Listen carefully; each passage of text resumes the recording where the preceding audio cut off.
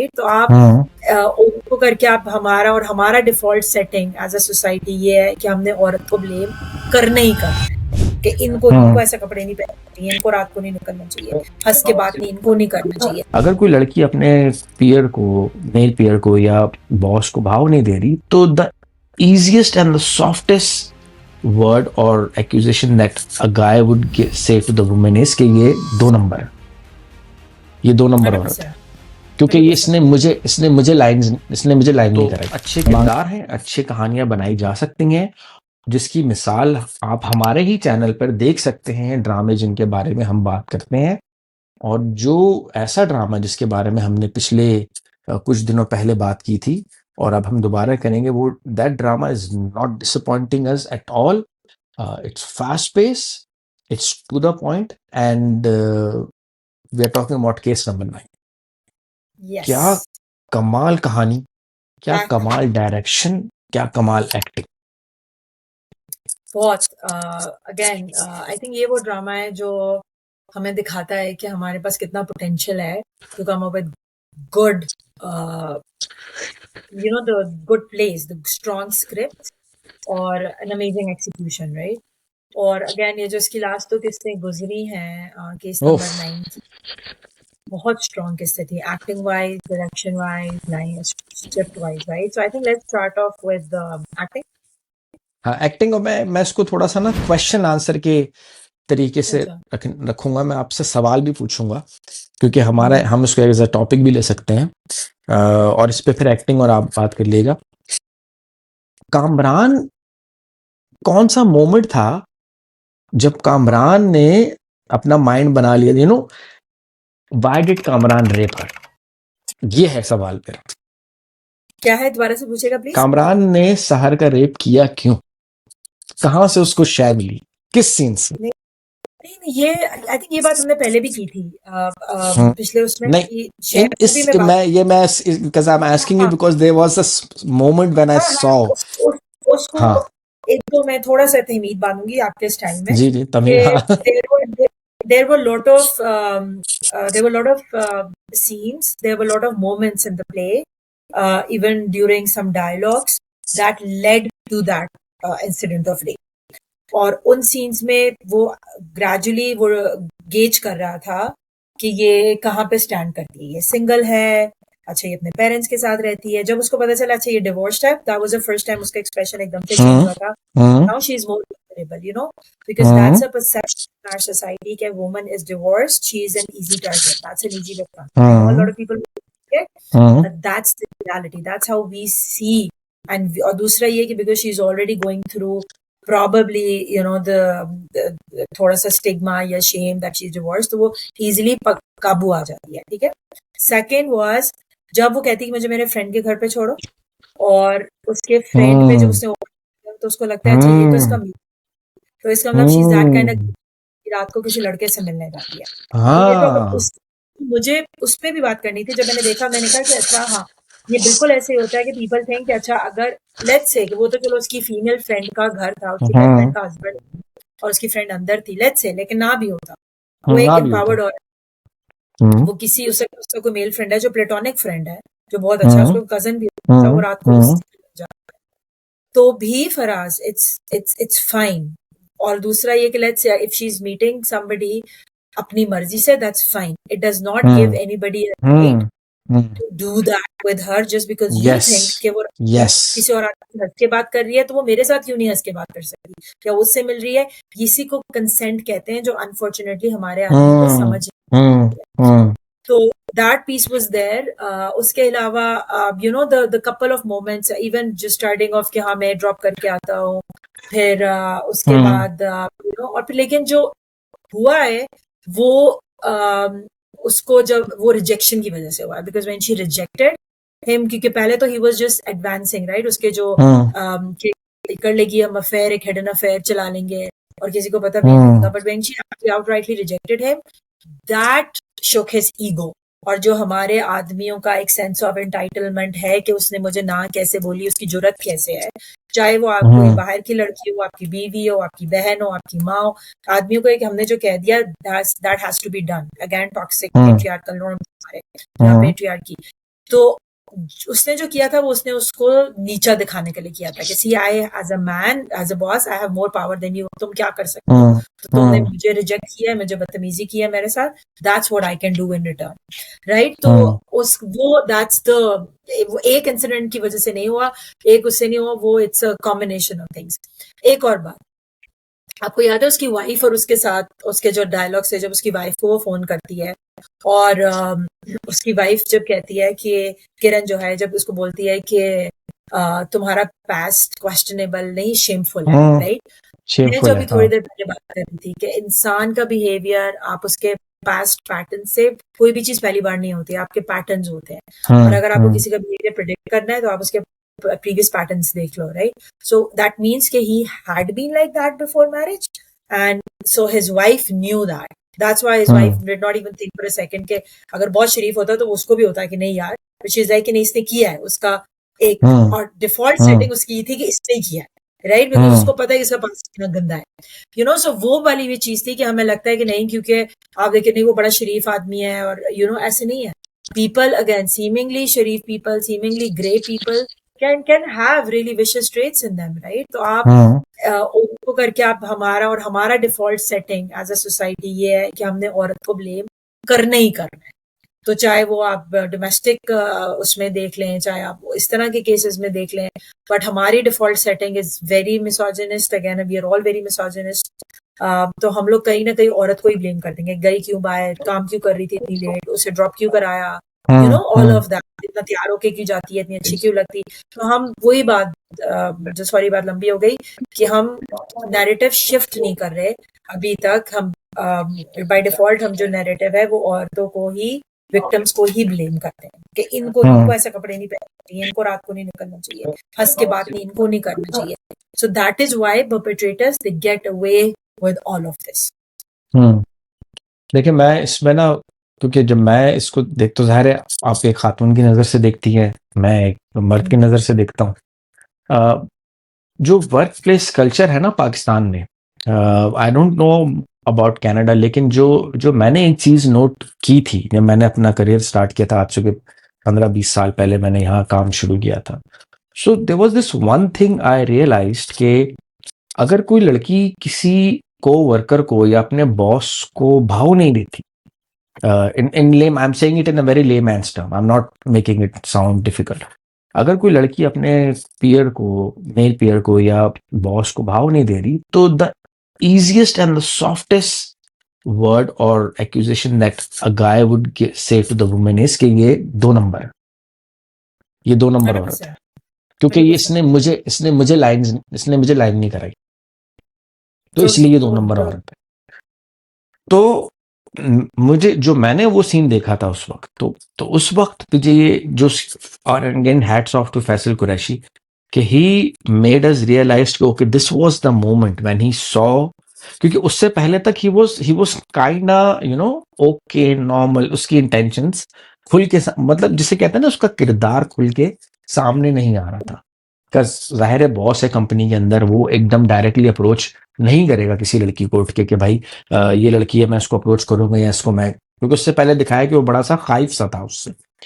The moment he sees that guy and she getting into house, his eyes blinked and his expression changed, Faisal Qureshi's expressions changed. That was a moment when he was like इसका मतलब तो फिर ये मैं भी approach कर सकता हूँ उसको, इसका मतलब तो मैं भी इस पे लाइन मार सकता हूँ, इसका मतलब तो मैं भी ट्राई मार सकता हूँ, regardless, like you said, regardless of the fact कि वो आदमी कोई भी था, यू नो, उसकी मर्जी, शहर की मर्जी, वो जो कुछ भी करे ऑफिस के बाद अपनी जिंदगी के साथ, that doesn't give you the right to, you know, to assume कि because I am in a position of power and she is my employee and you know judgemental हो गया फॉरन वो, this judgment, you know, we are a part of a society that's judgmental. इसने ऐसे कपड़े पहने, इसका मतलब सोच लो आखिर रात के 10 बजे एक लड़की क्यों गई है किसी गैर मर्द से, ये हमारे यहाँ एक थिंकिंग है। So that moment triggered it, but then after that she started rejecting him. Advances. मैं जब वो ड्रामा देख रहा था, अल्लाह मेरे वालिद साहब को जन्नत नसीब करे, मेरे वालिद साहब हमेशा एक बात कहते थे कि जो औरत ज़ात होती है ना, वो उसको ना फ़ौरन भनक पड़ जाती है कि इस आदमी के इरादे मेरे बारे में कैसे हैं। रिगार्डलेस ऑफ द फैक्ट कि वो आदमी कुछ कहे भी नहीं बात ज़बान से, but a woman have all the women have this huge intuition कि they can sense it that this guy is doesn't have good intentions. क्योंकि आप ये देखो कि she is okay with Rohit, she is very conveniently talking to Rohit, Rohit आप आओगे dinner पे, आप आओगे, आप ब्रेकफास्ट पे आओगे, but when he approaches her room she is always apprehensive कि यार उसको उसको एक आपने दिखाया है कि she is very uneasy at it. तो कमाल एक्टिंग सबा कमर साहबा की, जिन्होंने ये इमोशन हमें through through through TV through through this medium हम तक शो किए। और आप ये देखो कि Amran is getting bigger, he's getting evil day by day. That courtroom scene where he says कि मैं इसके सामने आ जाऊंगा तो ये घबरा जाएगी, मैं इसको नर्वस कर दूंगा, मैं हाँ इसको, so that मुझे sense of entitlement that he has, you know, this mentality. And मैं बात इख्तिताम करते हुए आपको मुशम्मा महफिल देता हूँ। I saw the clip of Shazib Khanzada in Tabish Hashmi's show, where he was telling about case number 9, the guy who's wrote it. And he said that this drama serial is much more than this. It's going to expose how social media blames the victim, how social media pass judgments, and how conventional media does that. So it's gonna get really exciting. जी जियो ma'am. नहीं, एक तो वही thank you for your perspective and I totally agree with everything you said. अभी जो आपने बात की उस कोर्ट की सीन की, जो इमेजिन कर रहा है कि अगर मैं सामने जाऊंगा और वो नर्वस हो जाएगी, अगेन इट्स अ रियलिटी।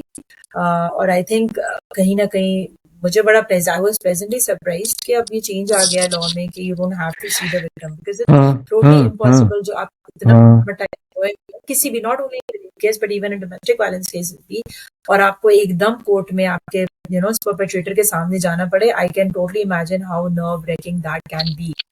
तो and I am really happy क्योंकि इस ड्रामे में ये लोग हमें वो बता भी रहे हैं, साथ साथ हमें एजुकेट कर रहे हैं कि लॉज में क्या क्या चेंजेस हुए हैं। और इवन अगर आपको मजिस्ट्रेट कुछ बोल रहा है या अगर लॉयर कुछ कह रहा है, but there are things that are happening जो कि चेंज हुई हैं, we should be aware of that as citizens. तो मुझे वो एस्पेक्ट ऑफ दिस बहुत अच्छा लग रहा है। आपकी बात जो रह गई है, अगेन मैंने जैसे आपको कभी हम पहले बात कर रहे थे कि हम लोगों की एज अ सोसाइटी हमारी जो सेटिंग है ना, वो डिफॉल्ट अगेंस्ट वुमेन है।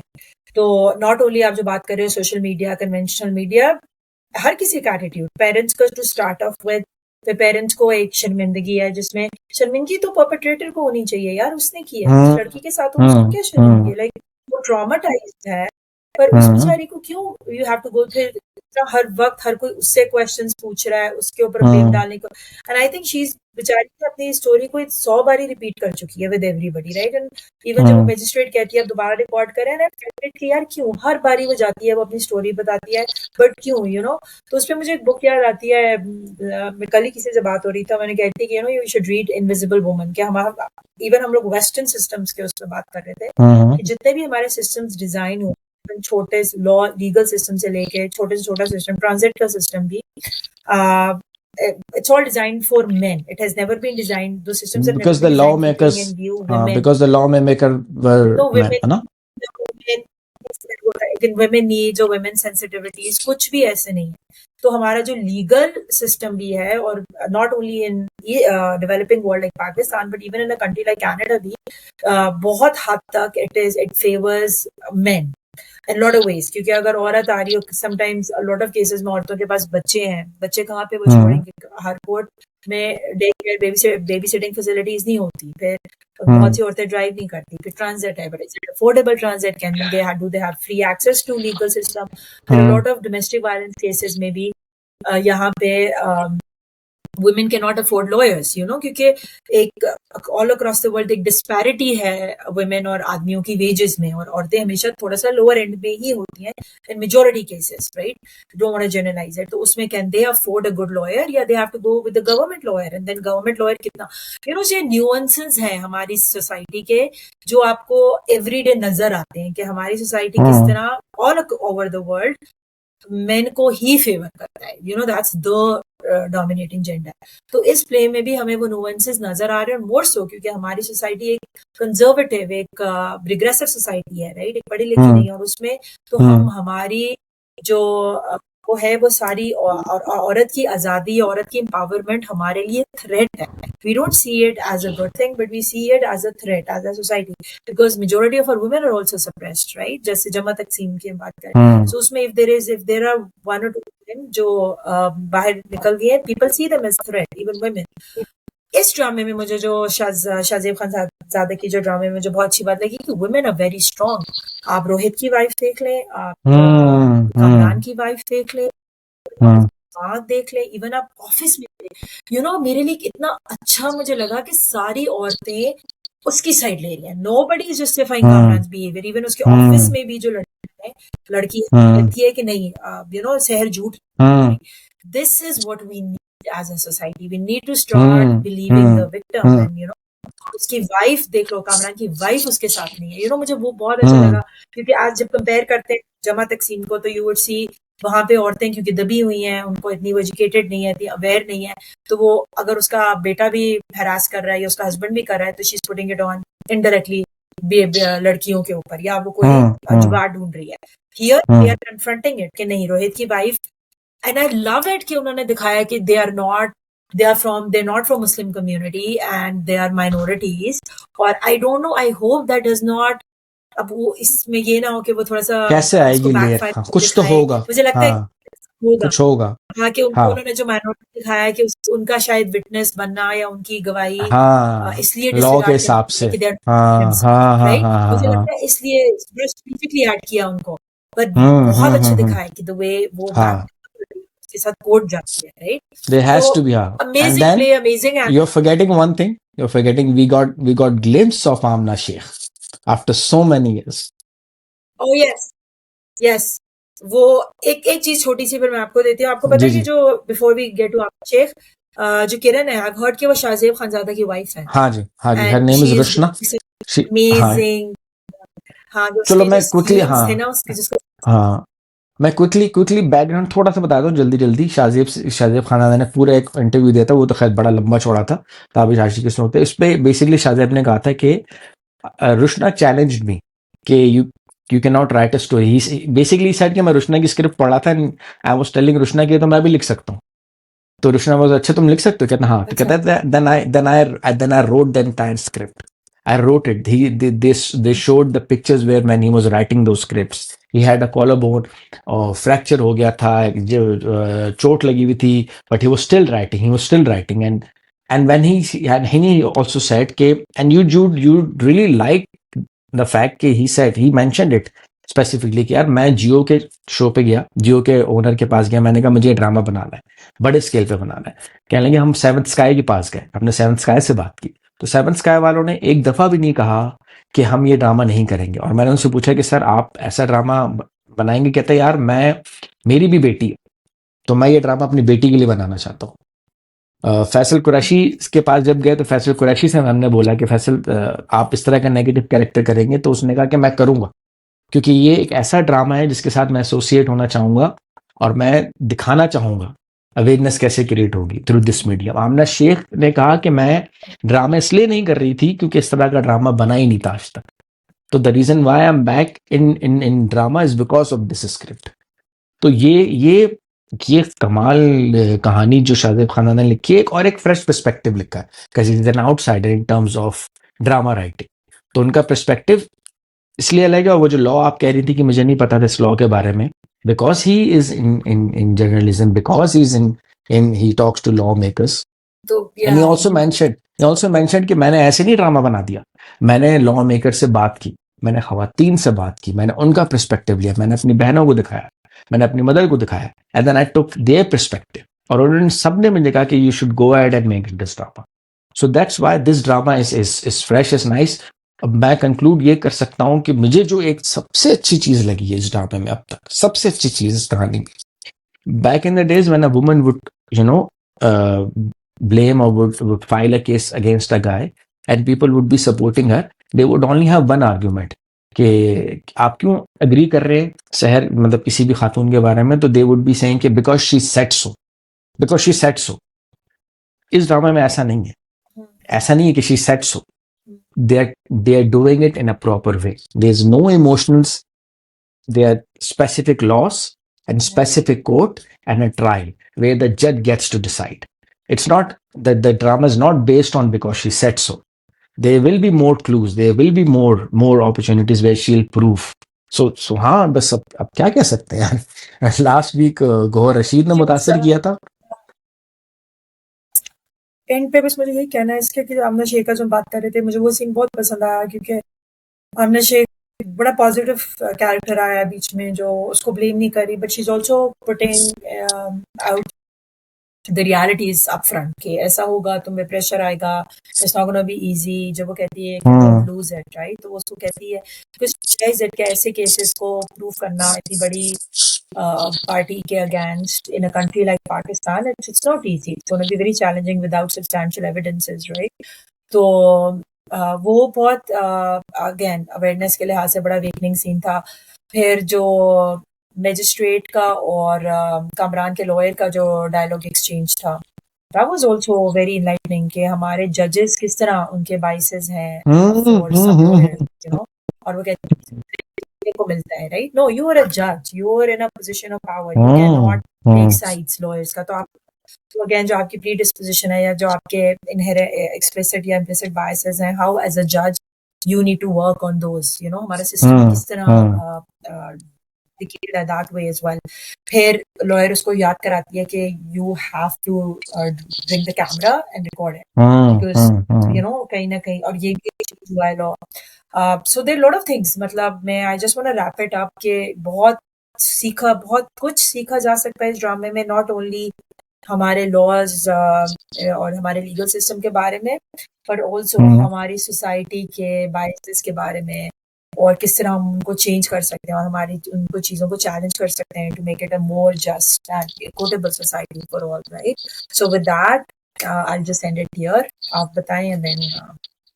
नहीं मेरे ख्याल से case number 9 is a drama to watch and it's something that I am proud of, you are proud of. And वही बात कि हमने जैसे मंटो के बारे में पहले कह दिया था कि ये it's a piece of crap, हम केस नंबर 9 के बारे में रेकमेंड कर रहे हैं कि अगर आप लोग पाकिस्तानी ड्रामा जो आप हटना चाहते हैं ना कि सास बहू की ड्रामे और हर वक्त रोना धोना, तो जो हमें देख रहा है हम उसको ये रेकमेंड करेंगे कि you don't have to watch hundreds of dramas to understand Pakistani drama. If you want to fall in love with the Pakistani drama, watch case number 9. This is the drama for you. So बस मेरे ख्याल से wrap up करते हैं.